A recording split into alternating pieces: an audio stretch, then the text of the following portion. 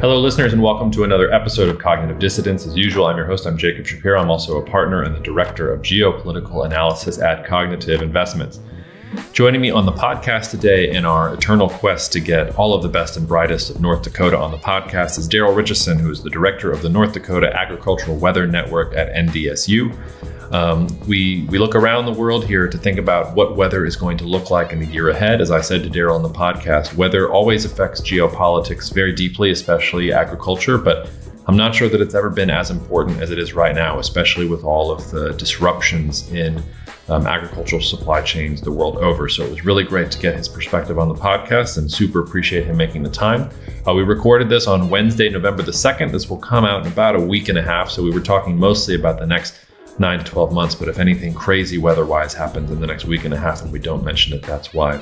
Otherwise, not a whole lot of housekeeping notes for me. As usual, you can write to me at jacob@cognitive.investments if you have questions about the podcast or you want to hear more about what Cognitive Investments does. Also, please consider leaving a rating or review on the podcast if you like it and share it with your friends.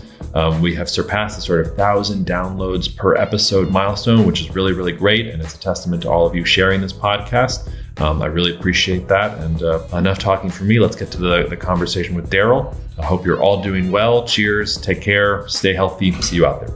Cognitive Investments LLC is a registered investment advisor. Advisory services are only offered to clients or prospective clients where Cognitive and its representatives are properly licensed or exempt from licensure. For additional information, please visit our website at www.cognitive.investments. The information provided is for educational and informational purposes only and does not constitute investment advice, and it should not be relied on as such. It should not be considered a solicitation to buy or an offer to sell a security. It does not take into account any investor's particular investment objectives, strategies, tax status, or investment horizon. You should consult your attorney or tax advisor.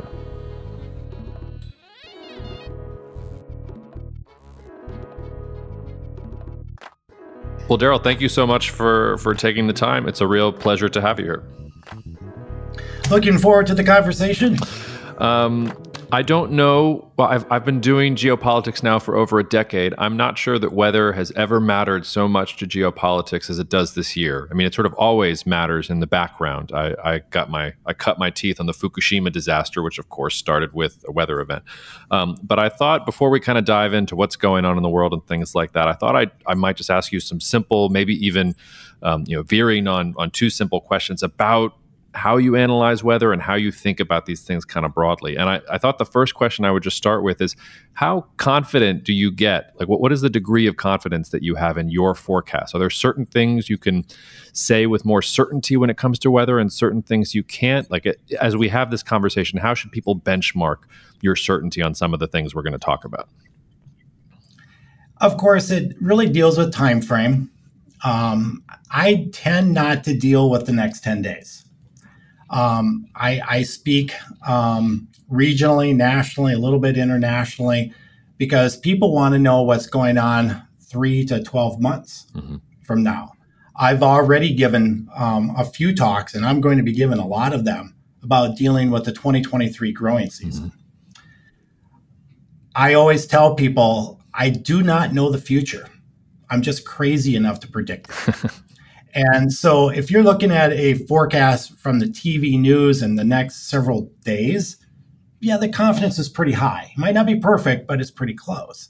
My goal is to give the generalities correctly.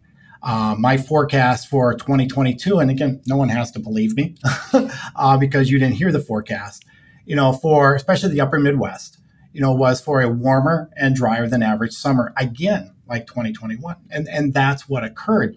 I'm reasonably confident when I make these forecasts, but there's always caveats in there. I've been on what I would describe as a pretty good hot streak now. I've gotten the last few years really, really well. But I always tell people I am just absolutely due for a complete and utter bust. It happens in this business.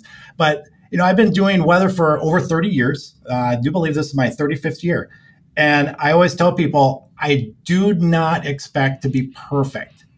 I do expect to be useful. And that's always my goal, is to be useful. So I don't know if that really answers the question so much. But again, there's a high confidence in the next 3 or 4 days. But I don't really deal with that much anymore. I deal more with long range, and in some ways, what you do, in a way, is dealing and making those predictions. But there's a lot of clues and hints out there that help. And hanging on my wall, right behind this monitor that I'm looking at, I have a sign that says you don't get points for predicting rain. You get points for building arcs. And that's always what I'm trying to do. Looking outside and the sky is dark and saying, hey, it's going to rain, that's easy. But it takes a lot of research, a lot of time to try to make those more long-range seasonal forecasts that can be very, very useful for economic benefits. And what I'm conscious also, if somebody asked me the question I'm about to ask you, I might get a little annoyed at it because it's too broad, but I'm going to do it anyway. What are I assume that the variables that you want to use for different forecasts in different regions are also going to vary. But what are some of the key variables that you are always watching to sort of craft some of these longer term forecasts? A lot of times, I always remind people that the planet is 70% water. Almost all of the heat capacity of the planet is in the water, not the atmosphere. And I always remind people, it takes forever to boil water. And I speak to a lot of farm groups, so I always make the jokes. We all know how long it takes for us to make the macaroni and cheese or the hot dogs when our wives are gone type stuff. I know my audiences. And how long it cools it down. So I do spend a lot of time looking at changes in oceanic sea surface temperature anomalies, for example, but also blocking patterns around the globe. Really, say not necessarily the jet stream, but just levels just below the jet stream. And I've been doing this so long that you just see certain things occur and go, oh, this is going to happen. And it's going to take time, but 2 or 3 weeks from now, this is the scenario I see from experience. So I don't know if experience is a good answer for your audience, but after doing this for over 3 decades, I just get strong gut feelings a lot. And sometimes I just go, nah, I don't. I talk to myself, Daryl, I don't know. That doesn't make a lot of sense. And then, 3 weeks later, that's exactly what happened. I go, Daryl, trust your gut. You've seen this before. Trust it going on. But, really say looking at mid-level winds around the globe, looking for blocking patterns, oceanic temperatures. I'm just a weather nerd. I've liked weather since I'm 5. I'm 60 now. And after 55 years, I still just get absolutely fascinated with the weather. And it just never goes away with me, my fascination for the weather and looking. And so that helps me a lot because I just spend so much time that you notice things. But, it's stuff that happens in the Indian Ocean may impact North America in 3 weeks, type stuff. And so those are the things that you're looking for when you're doing the long-term forecast. Yeah, there was definitely a version of my life where I would have become a meteorologist. I still annoy my wife by telling her what kinds of cloud formations I'm seeing in the sky and what that means for rain a day or two. And she always rolls her eyes, and I'm usually right. So thanks, sweetheart, if you're listening, for always doubting me. Let me ask you one more kind of broader question before we get down into brass tacks, which is, how often have you just been sort of slack-jaw surprised, or something was just completely, it wasn't there, you didn't see it coming, and it just completely surprised you? Does that happen often? And what was the last time it happened, if it does happen? People are going to say that no way is he telling the truth. But I'm going to flat out say I never get surprised by the weather. Cool. The weather, again, the atmosphere is a nonlinear, chaotic system. You expect the unexpected. And so I just really don't get surprised. I might go, wow, I didn't see that coming because I missed the forecast. But I'm not surprised that I missed the forecast. I usually I should have known that was coming. And again, I have been asked that question in many, many talks, and I know people don't believe me when I say that, but the weather doesn't surprise me because, again, it's a nonlinear, chaotic system, and the unexpected is what you should be expecting. Well, that might just be the title of the podcast, but it's also a good way to kind of dive in. So help situate us where we are today. So we've had a double dip La Nina. Maybe describe for the listeners who aren't looking at this stuff as nerdily as you and I are, what is La Nina? How rare is this sort of 3 in a row La Nina that we've got coming on? And how do you see that impacting? Or do you see the triple dip La Nina coming? Are you beginning? I saw that, I forget which state meteorological agency came out and said, oh, maybe by January, February, we're going to go neutral. So I'll just lob up that softball and let you riff. Well, to me, it's too late to say that it's not a triple dip La Nina, because even though if it technically fades away in February, it was still another La Nina. And you also have to remember this whole concept of La Nina and El Nino, the exact opposite, are based on 3-month averages. And so it doesn't go away in a day, technically. It's a 3-month average. So, but briefly to describe, a La Nina is the cooling of the equatorial Pacific Ocean. Generally, that cooling is created by atmospheric winds. And so you get very strong trade winds. And of course, along the between 30 degrees north and south, the winds generally blow from, say, east to west. And in the mid-latitudes, where a lot of us live, the general wind flows from west-east, as most people know. And so when La Ninas occur, you get that stronger flow. And so the cold water current along the west coast of South America, all that cold water kind of floats across the equatorial Pacific and goes into the western Pacific and then gradually fades away. El Ninos tend to be the exact opposite. It's the warming of the equatorial Pacific because the trade winds tend to fade away, and in turn, all the warmth of the western Pacific will flow across the equatorial Pacific and warm up the waters. As I've already alluded to, the heat capacity is all in the water, is that where is most of the surface area of the planet? We're round, so we're closer to the equator. So there's far more surface area between 0 and 10 degrees north than there is between 80 and 90 degree north, or even 70 and 90 degree north. So when you warm up that huge body of water, even 1 or 2 degrees Celsius, say 3 degrees Fahrenheit for imperial unit folks, wow, that's a lot of energy. And so that has to go someplace. Or with a La Nina, some of that energy, say, gets taken away. It has global impacts, and the impacts are a little bit different every time. One thing I'll probably just say it right off the bat and get it over with. I'm not an X equals Y person. All the time, well, there's a La Nina, so this is going to happen. And I go, whoa. I can show you multiple examples of La Ninas where that didn't happen. It's one variable of many. So it's not X equals Y. You have to look at other things also. Is La Nina globally right now the number one influence? Probably. But again, it's not the only influence. But again, that's at least technically El Nino Southern Oscillation, ENSO, is what it's referenced to, this flip-flop back and forth, 101 for all your listeners.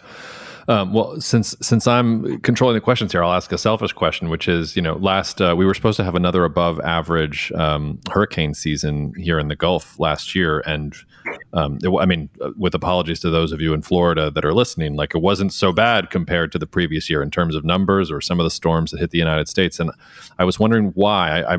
I heard at some point that some Saharan dust cloud was preventing storms from forming in the Atlantic, and that made me think, well, we can make snow and have ski resorts inside malls in Dubai. We can't pump some African sand into the atmosphere and prevent hurricanes going forward. So tell me, maybe use that example to tell us what are some other variables that you might be looking at going forward to think about the next year in the United States. Well, this past year, I'm not asked a lot about tropical stuff because I'm a meteorologist in North Dakota. Mm-hmm. My specialty truly is agriculture. That's, people bring me in for that. I get brought into other venues because people have heard of me or want me to talk about certain things. But, when I see forecasts, I don't see it being that active, but it only takes one storm. 1992 was not very active, but there was the one storm, Andrew. In some ways this year wasn't that hyperactive that a lot of people thought that were in the forecast, but we had Ian, and it would always be remembered for that. Was the Sierra dust part of the equation? Probably. Sea surface temperature anomalies were not as warm as they had been in the previous year. There's a little bit more shear, and just think of shear as something that's just going to rip something apart, like you're going to rip a piece of paper, just going to shear it open. And so part of that, I think, dealt with this concept called the QBO, which is the quasi-biennial oscillation, which is stratospheric, but it still has, and stratosphere is the layer of the atmosphere above the troposphere where all of our weather occurs. That flip-flop from an east to west to a west to east, and that's a whole concept in of itself. But when I looked at everything, I just thought, all these factors coming together, I bet it's a fairly average year, which it was. Going forward, they're very likely not going to be a La Nina in 2023. Why do La Ninas increase the number of hurricanes potentially is because there usually isn't that shear. They say there isn't that west to east wind in the tropics as all these storms are trying to move east to west. And La Nina is because the whole flow tends to be more in the Pacific Ocean, say from the east to the west. It just kind of balances what's happening in the Atlantic Ocean. When there's an El Nino, you tend to get that west-east flow going back into the Atlantic and kind of rip the storms apart before they really get started. Next year, I don't think there will be an El Nino in the summer, but it'll be more neutral. But I think that will probably suppress the number, so we might have another average year. And if we're going to look even farther ahead in 2024, I would bet the odds are pretty good that there will be an El Nino, a warming of the equatorial Pacific Ocean. So in 2024, probably, again, not a super active year. And eventually, Jacob, this is going to be a whole other conversation away, but there's this concept in the Atlantic Ocean called the Atlantic Multi-Decadal Oscillation. Bill Gray, famous for his hurricane prediction numbers from Colorado State. So many folks have heard of Bill Gray. In the mid-90s said, the next 20, 30 years be very active because the Atlantic Ocean has gone into its warm phase. And so the Atlantic waters are a little bit warmer. Therefore, we're probably going to have an increase in hurricanes. Nailed it. Well, guess what? That's called an Atlantic multi-decadal oscillation for a reason. Decades in there, multi. Probably sometime this decade, we're due for the Atlantic Ocean to flip and be colder than average, which in turn might be a 15, 20-year period where there's not quite so many hurricanes. And so you might, if I had a chart, you're up here, then you go down here for 20 years, you go back up here for 20 years. Again, weather's nonlinear, but there are some trends going back and forth. So going forward, we might actually become less active as we move through the 20s and the 30s than say we were in the 90s through, the 20 teens, for an example. Well, I mean, from your lips to God's ears, for those of us sitting here in New Orleans, always wondering about this all the time, recognizing that you're not a climatologist, and before we get to the bread and butter of what you focus on with the U.S. And agriculture. So when I see a map or when I turn on Margaret Orr down here in New Orleans and watch the weather, and she shows me all these ridiculously high water temperatures in the Gulf and in the Atlantic and things like that. How much of that should we ascribe to things like climate change, just the warming of the planet in general, versus no, it's actually really determined by these oscillations and things that you're talking about here? I would say a vast majority of dealing with oscillations, and it just comes down to the weather. Because we have a very short period of records of actual sea surface temperatures in the Gulf of Mexico. And so you can look at that, yeah, it's really warm, but there are other warming periods. There's some evidence from ship records and stuff that we've had other warming periods there. Can I attribute absolutely nothing to humans? No, of course not. But you can't forget about natural variations, because natural variations are extremely important and are still there. And I would equate, a vast majority to the warming of the Gulf of Mexico to that influence, because it also deals with the Atlantic Ocean. For instance, Europe has had a period now of about 20, 25 years of, more winters than not being average or above.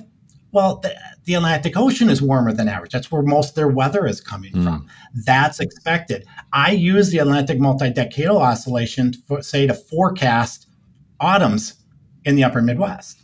When the Atlantic multi-decadal oscillation is in its positive phase, like it is right now, we tend to have warmer and drier than average autumns here, like this one. 2 years ago, we're huge sugar beet producers here in the Red River Valley, where I'm talking from in Fargo, North Dakota. And they will call me a lot because they need to get their beets out of the ground. They like certain temperatures. They have to be stored in the winter. They can't really harvest them when it's too warm. Of course, the Red River Valley is great agricultural. It's an old lake bed, so it's mainly clay. You put a little rain on it, and it becomes a slime pit. And, in 19, they asked me, hey, Daryl, we're going to have another warm autumn, and a warm, dry autumn. And I said, I really don't think so. I think it's going to be cooler and wet.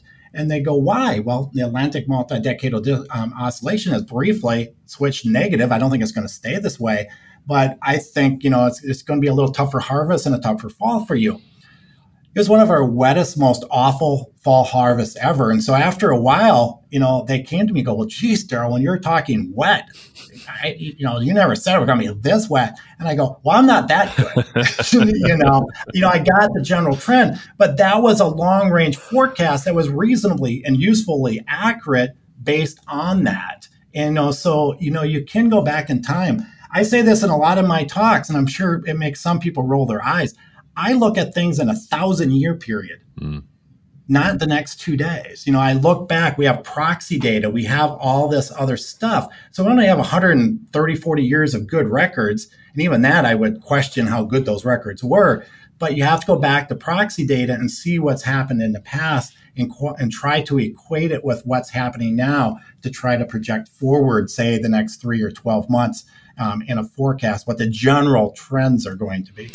Well, it sounds like Vladimir Putin should have thought about the multi-decade Atlantic oscillation before he decided to invade Ukraine and put all of his strategy on leveraging energy costs over Europe. Because you mentioned Europe, we might just stick on that a little bit before we turn away from it, because they've had record warm temperatures here last month, and it looks like another extremely mild November. But it sounds to me like what you're saying is that Europe in general is in this kind of warming period, and that maybe towards the end of the decade should be expecting cooler temperatures. Because I've actually that data you're talking about heating and cooling degree days, I've used that a couple times in recent presentations, telling people that like this energy crisis in Europe might be a little exaggerated, because if you look at the last 20, 30 years, it's only 3 or 4 years where Europe's been colder kind of than average. Things seem to be warming, but it sounds like what you're telling me is that Europe's kind of at the end of that gravy train, and it's good that they're having this energy crisis now, not 5 years from now. Is that fair?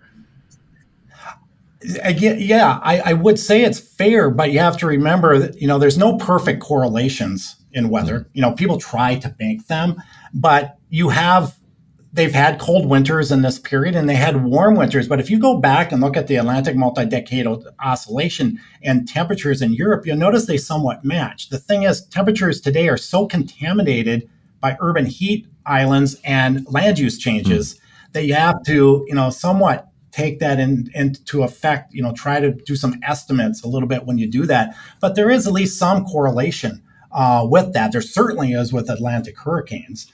And to me, I see it with European weather as well. I was asked on, I think you were actually on that call I had heard when I was doing European weather. And I said, there's these reasons why I really think it's going to be colder than average, but they have this, and this. So I think it's going to balance out to be a little bit more average, but they're going to have cold snaps. You also have to remember Europe is highly dependent in some ways, more so than the United States, on renewable energy. And so even if it's warmer than average, if high pressure is causing it and the surface winds are light, all those wind turbines aren't turning.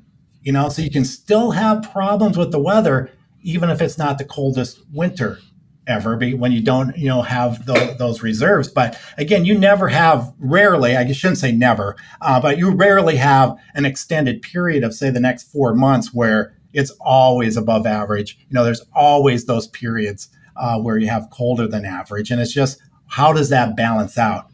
I think, my current forecast is for them to finish above average overall, but there's going to be some cold periods and they're very, very likely, because that's, again, just how the weather works. Well, yeah, and a good example of that is I was in Dublin a couple weeks ago for a speaking event, and the day I got there, my flight was delayed 4 hours because massive, severe thunderstorms, like cracking thunder and lightning. And when I actually landed, the Irish that I met were like, this is crazy. This absolutely never happens in Ireland. And lightning had struck some of the wind turbines too. So they were worried some of the wind turbines were going to go out of commission. So to your point, just kind of random things can happen.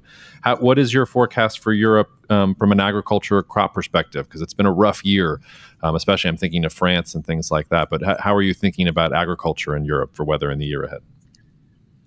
I think where they grow winter wheat, it's a very, very tough start, clearly. I do think 2023 is going to be anything like 2022.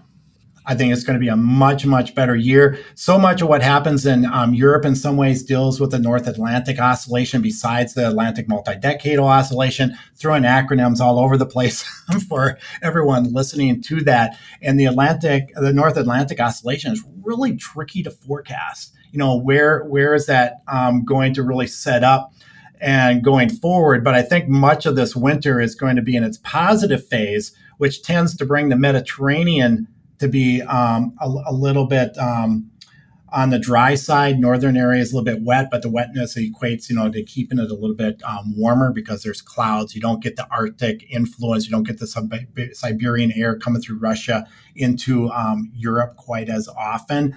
But that will, I think, areas that plant winter wheat, for example, be tough. But again, to me, what's happening in the Atlantic and some other changes will next 2023 be a perfect agricultural year? Of course not. It never works that way, but much, much improved over what they had this year, especially in France, which is in so many ways, so very crucial to European, especially wheat production and other things there too.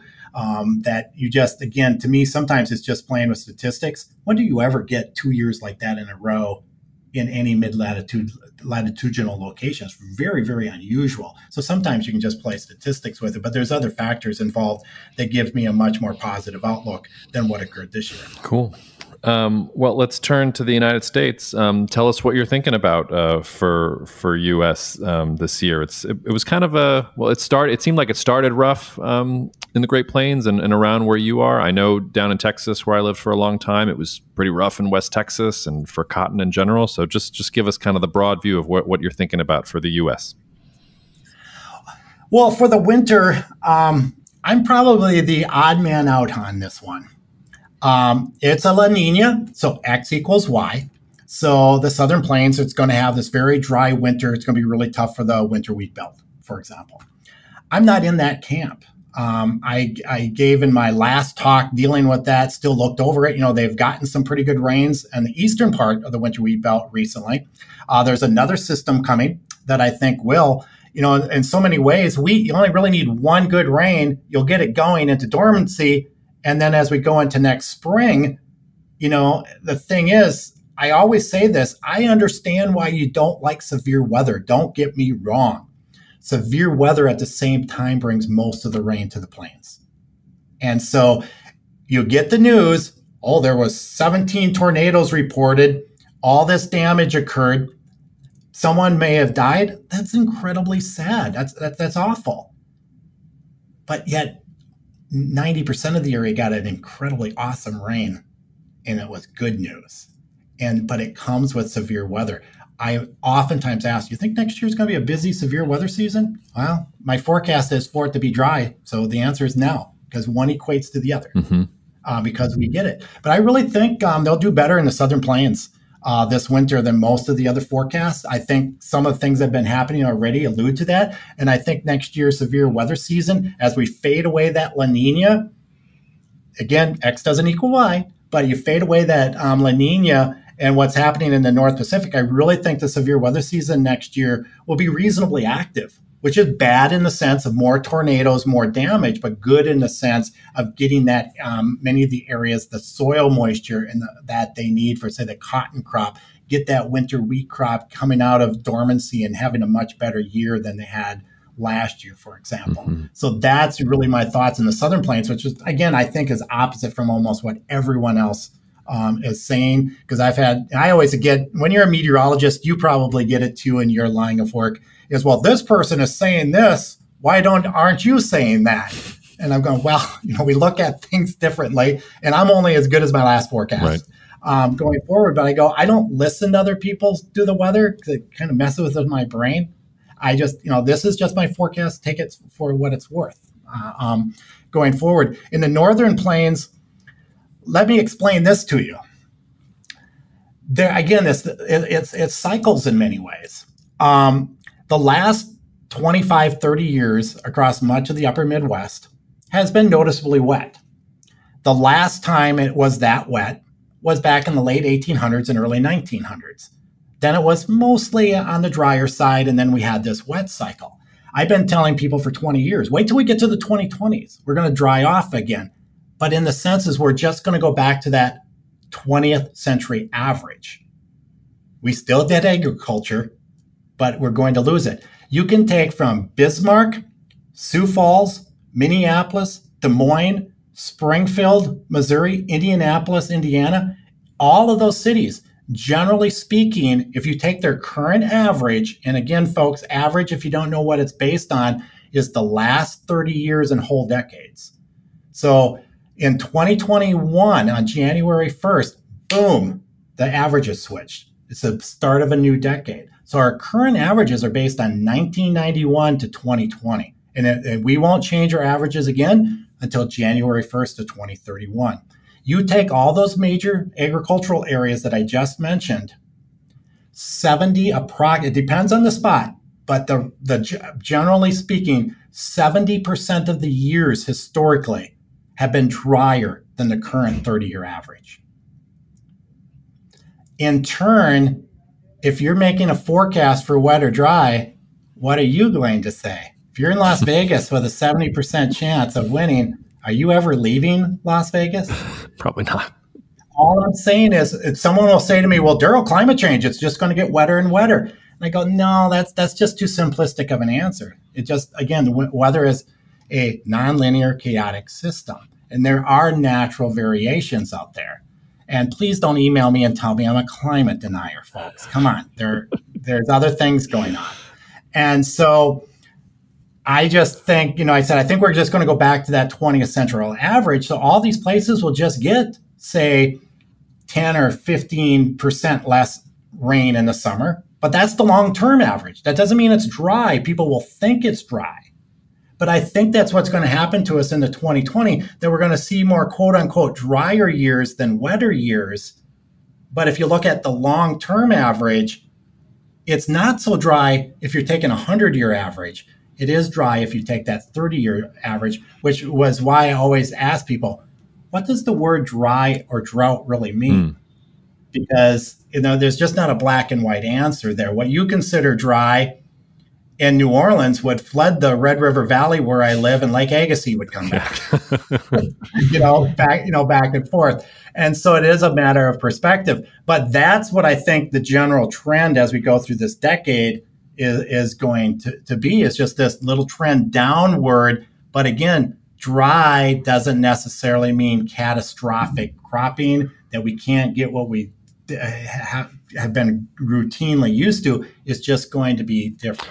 What about the U.S. Southwest? I mean, there's been a lot of news about the Colorado River and about agriculture in the Southwest and how much of it is based on the river and how water levels are dropping faster than people predicted. Is there a reprieve at all in this for the Southwest, or is the situation as dire as at least the U.S. federal government is talking it up to be? Well, did anyone hear how extremely wet it was this summer? They just had an awesome monsoonal season in the Southwest. But I don't hear that from anybody. The thing is, the Colorado River, if you look historically at the inputs coming out, it really hasn't changed. Hardly at all. You have a lot of people living in a desert that need water. The Colorado River was never designed to give water for that much agriculture, that many people. You cannot make that much snow. You can't have 300% of average snow in Colorado year after year after year after year to fill that back up. So it has more to do with life than just climate. Because the inputs on the Colorado River have not changed that much. We're just taking out a lot of water out of the systems. So then it comes down to, how are humans going to change their land use changes to make up for that? Because that is, I think, as big, if not bigger, than just the fact that it's been extremely dry. Because if the next 3 or 4 winters are just extremely wet, the lake, like say Lake Mead still, that's a lot of acre feet. It's just going to be tough. We're just using more than that climate allows humans to use. And you would think with a modern civilization and our intelligence level that we would understand that. But there's so much infighting. I'm just glad I don't live out west. I visited Grand Tetons National Park. And of course, the Idaho farmers own, the top 23 feet of Jackson Lake. And they needed it last year. So just away that it went, because that's the law. And so then I go to the park, there's no water there. But again, it's a man-made structure. And we think just because we build a dam there, it's always going to stay the same or at the same level. We all have read our history, and we know what horrid droughts, the West has had. Even when I was in Grand Tetons National Park, I was very impressed with my tour guide. We took a tour of Jenny Lake in the park. And there's this ghost forest in the lake that's like 30 feet down. And he goes, that was likely caused because this area had this 300-year drought. So then the trees were able to grow that far down. And as the meteorologist, climatologist in the boat, I'm going, thank you, for saying, that, because it's true. I think there's so much evidence to support that take on that. And again, it's just an example of just how patterns change over, time and space. And there's some extremes that say modern humans have never experienced yet, and that we just have to maybe be smarter in our usage of things than we currently are sometimes. Well, I don't think that's going to happen anytime soon. But let's not dwell on that. How about our friends both in Canada and Mexico? And any thoughts on? We have a fair number of Canadians in the agricultural community listening to this podcast too. So why don't we start with our friends up north? Any thoughts for especially Western Canada and producers and farmers there this year? Well, they did a little bit better this year. And again, it sounds arrogant, and I don't want to be, but it was in my forecast that they'd have a much better year. Some more water was going up there. The patterns were a little bit more favorable for rain for their, mainly spring wheat belt area where they grow spring wheat in. And I think even this winter and the next spring will also be favorable to try to get that soil moisture replenished in that area going forward. But it's a tough area to predict because it's on the lee side of the Rocky Mountains. Storms have to make a certain track to really be able to bring in that moisture up into that area. But I would equate that positivity and tag it with the whole thing that I just said about the 2020s and then probably into the 2030s generally being just a little bit lower. So when we get to 2031, our new rainfall averages are very likely going to be lower than our current averages, because overall this decade, not only in the upper Midwest, but the Great Plains into the prairie provinces of Canada will have more years with a little bit lesser rains. But I'm still at least somewhat what I'm looking at favorable that they'll have at least a crop, which they really in many ways didn't have in 2021. But they did this year, and I think that'd be the case going into 2023 too. Cool. And what about to the south in Mexico? Any concerns for Mexican agriculture this year? It's been a really difficult patterns for them lately. I think that's the area where, generally speaking, outside the mountainous areas, it's a drier climate anyway. I'm not, that's the one area where I can't spin it with a little positivity, to be honest. So maybe thinking in terms of Mexico, because I saw that Mexico was, I think it was just this week, the government was talking about how they were going to not import genetically modified corn, and the AMLO government wants to boost corn yields in Mexico too. It wouldn't be the first time that the AMLO government has said one thing and then reality has crashed them in the face on the other side. But it sounds like you're saying a similar thing maybe for those types of rosy projections. I would lean more towards that, and I understand what they're saying. And, I always tell people, I hope, when my forecasts are negative, I always tell people I'd be glad to be wrong. Yeah. I really would be, but I would not be surprised if that's the case once again. Yeah. Well, maybe let's turn to South America. It seems to me like South America has borne the brunt of this 2 years of La Nina, especially Brazil, Argentina, Paraguay in general. I mean, the decline in and some soybean yields and wheat yields down there in the last couple of years pretty bad. I think Brazil has said this is the worst drought in their recorded history. To your point, we don't have millennia of data like you would like, but going back to as long as Brazil's been around, pretty terrible droughts. But then last couple of weeks, apparently to add insult to injury, it's too much rain. So now they're revising down soybean yield projections because we've got too much rain, even though we're still in La Nina. So it helps situate us in South America and what the picture looks like for the year ahead. Well, the biggest dry problems have really been far southern, more Brazil, Parana province, and then down through Argentina is just really had it tough. Again, X doesn't equal Y, but Argentina does have the biggest influence with La Nina, even more so than Brazil. And of course, what does dryness equate to is also bigger ranges in temperature. Dry air heats up faster, cools down faster. So what happened in Argentina in the last few days? A late season frost and freeze that added. So they had to do some replanting there. The last talk I gave down there, I said, I know this is going to sound odd, but I really think, especially in the northern areas like Mato Grosso, which is the biggest area for soybeans and also the then second season corn, the safrinha corn crop. I know everyone's talking dry. I just think they're going to have flooding and have problems there. And so when the wetness came in the last week, I had several people go, "Wow, Daryl, you just nailed that." And I go, whoa. It's one storm. It's a long growing season, So, the positive is they got the rain, they get to go started. But now if you look, probably the next week to 10 days, because they're still not fully planted yet, looks great for planting. So they'll probably get their crop in, maybe a little bit delayed and move forward. But I think, say, Parana, the southern parts of Brazil, Argentina, I still have down as another tough year. But the northern areas, I think if they have any problems, it might be too wet instead. So even if I'm close, a lot of people have asked me, I go, the USDA has been really optimistic on their yields and crops at the beginnings of seasons. And, they have, Brazil's record crops. And I go, I'm not saying it's going to be a horrible crop. I'm just saying, let's temper that down a little bit. I think there's going to be enough problems that extremely optimistic forecast for crop yields and production totals just seems high to me. And I think some of the things going on just in the last 3 weeks tend to give me a little bit more confidence in what I'm saying there is going to come true.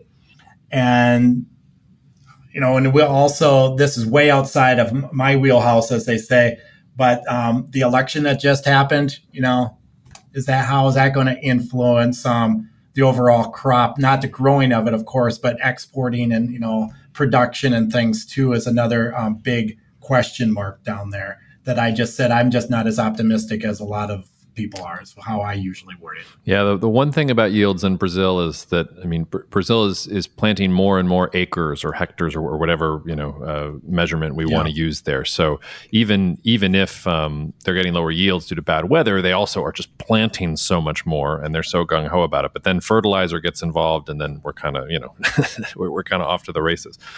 Any other thoughts on Latin America before we move over to Asia? No, I think that's pretty much sums up my thoughts. Okay. Well, let me pick your brain about something I was reading just before we got on the podcast here, which I've been reading about, the terrible drought in some of China's main growing regions this year, and different reports from Chinese agricultural agencies of yields marked way down, and temperatures are super high, and there's just no rain at all, and highest levels of concern, blah blah blah. Global Times comes out today and says, nope, actually, due to the great intervention of the Chinese Communist Party, everything's going well. We've got 90% kind of harvested. Everything's going well. For me, alarm bells are going off. I'm starting to think like late 1950s. Maybe she doesn't know what's going on. Maybe people are afraid of telling them kind of what the yields are in general. But help situate us with the weather in China this year, because we obviously can't trust the data coming out of China, but maybe we can trust the weather and work our way backwards from that. In one of my talks that I give on global economics, dealing with weather patterns and supply chains type talk I give, I always remind people of the obvious. You just cannot overemphasize the importance of the monsoon in Asia.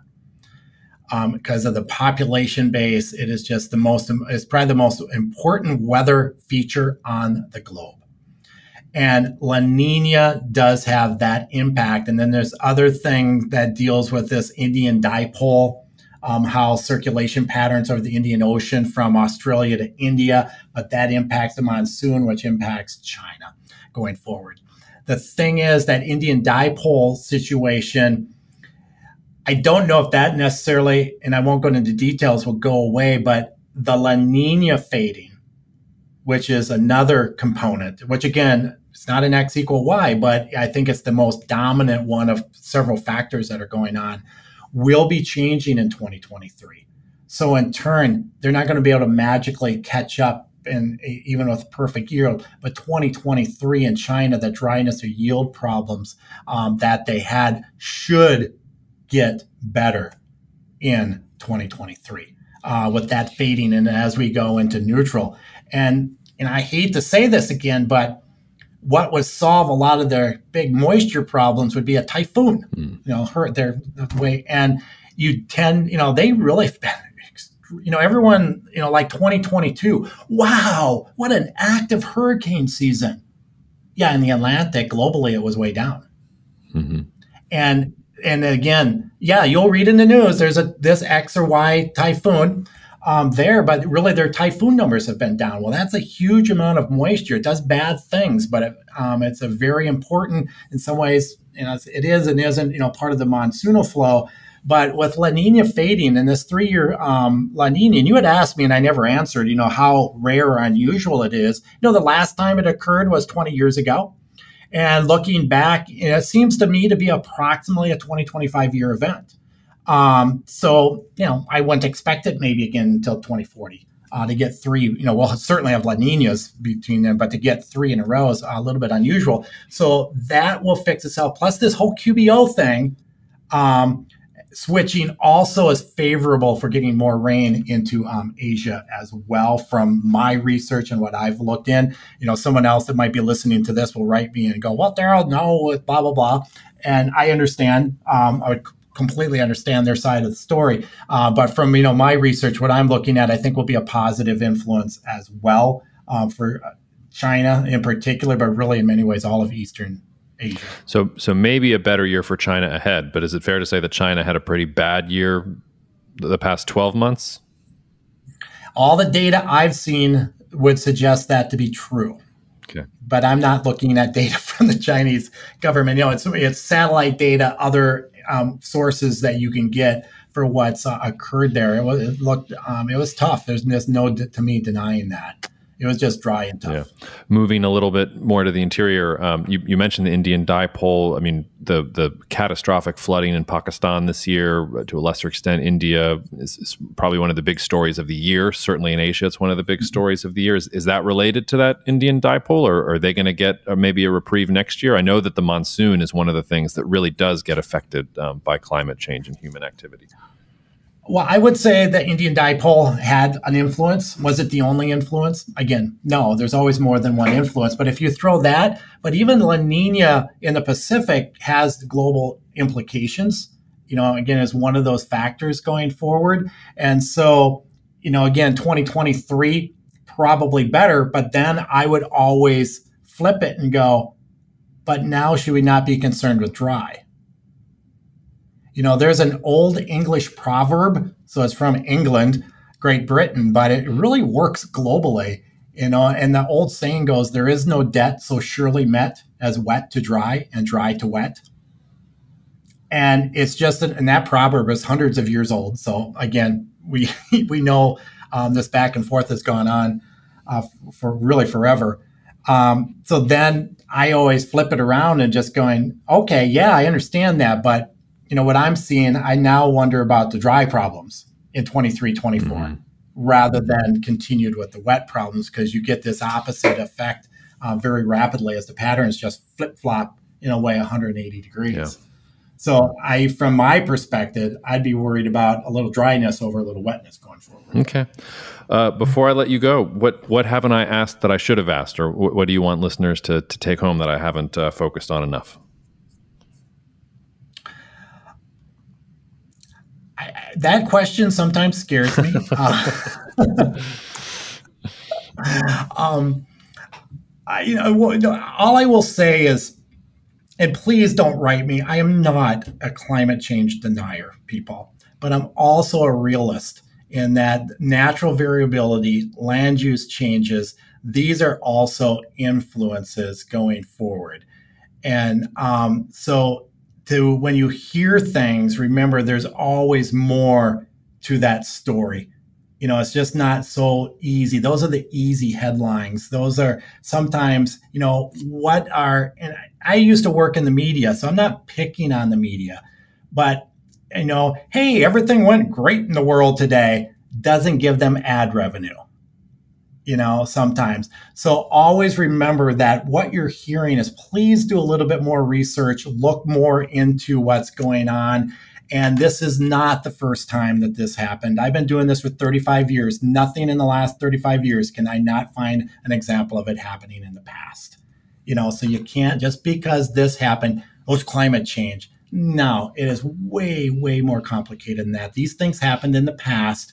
And so I'm pleased, because I get these people and I have these conversations, just, I don't know, they don't have a life and will throw things at me. It's just that there is more out there, and don't listen to always the easy answer. There are other explanations out there, I guess, is what I would really like to say, just in the sense of education, that just go do your own research, look over things, and understand that just because there's bad flooding here, you just can't throw the climate change word at everything, because it's just not true.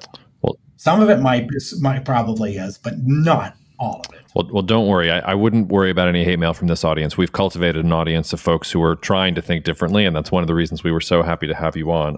Daryl, I hope you'll come back in maybe 6 months' time, and we can check in on how you did, and maybe picking up and going into the next year if you're willing. And that would be wonderful. And I have heard that you're going to be in Minot, North Dakota. I will. In January. Yeah, they brought me up to Fargo in September to show me how great it is. And I guess they wanted me to see the other side of North Dakota in January. And so I'm trying to fiddle with my schedule to see if I can get up there. But I will do my best to see if I can bring you above average temperatures at least. So it would be in the 20s when you're here. I don't need because sadly 20s is above average. I don't need above average. I've already told my host there that I want to go ice fishing, and I expect I want the full treatment. I'll also be in. Oh, you can go ice fishing in the 20s. Just saying, I still freeze. All right. But have you ever experienced, say, 20 below Fahrenheit? 20 below. I'm trying to think. I lived in upstate New York for a couple years, but I think the lowest it ever got was like 5 below, I think was the lowest it ever got. I don't think I've ever been in anything colder than 5 below. I was in Moscow twice in December, but both times it was a balmy, like 10 to 15 degrees Fahrenheit. So I kind of lucked out there. Experiencing 20, 25 below, and granted, it gets colder in other spots in the world, and even here occasionally, is just an awesome sensation to you. I mean, it really is. 5 below is annoying to me. 25 below all of a sudden just becomes, wow, this is just like, it's awesome how the air is still, how dense the atmosphere is, how well sound travels. It's all these things. So I hope you get a chance to experience that. I guess I hope so too. It would certainly be a nice vacation from the 95 degrees and 100% humidity we have for 3 months out of the year down here. So, all right. But thanks so much for having me on. Cheers, Daryl. Thanks so much. We'll have you on soon. Yeah. Thank you so much for listening to the Cognitive Dissidents podcast, brought to you by Cognitive Investments. If you are interested in learning more about cognitive investments, you can check us out online at cognitive.investments. That's cognitive.investments. You can also write to me directly if you want at jacob@cognitive.investments. Cheers, and we'll see you out there. The views expressed in this commentary are subject to change based on market and other conditions. This podcast may contain certain statements that may be deemed forward-looking statements. Please note that any such statements are not guarantees of any future performance, and actual results or developments may differ materially from those projected. Any projections, market outlooks, or estimates are based upon certain assumptions and should not be construed as indicative of actual events that will occur.